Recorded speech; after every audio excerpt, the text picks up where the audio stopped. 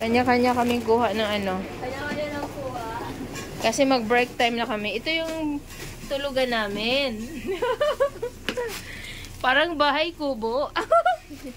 Ito yung aming tulugan sa mga empleyadong kawawa.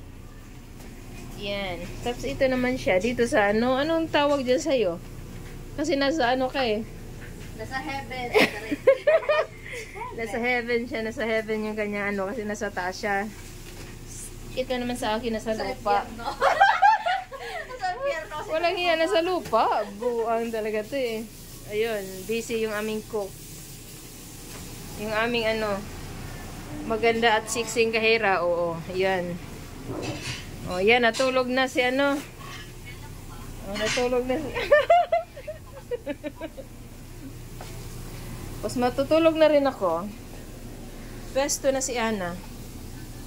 Pesto, bahay-bahay. Dito kami natutulog sa aming bahay kubo.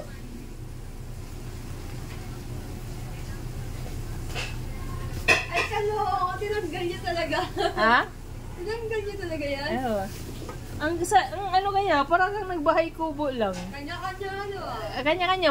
Mamaya, si Gerald naman sa kabila. Oo, alam ko. Dito sa pwesto niya to eh. Yes. Ako nakaano na pisto dito eh. Yan. Dito kami natutulog. Nagbe-break time. Dito kami nagbe-break time kasi mas mahalaga yung makatulog kami.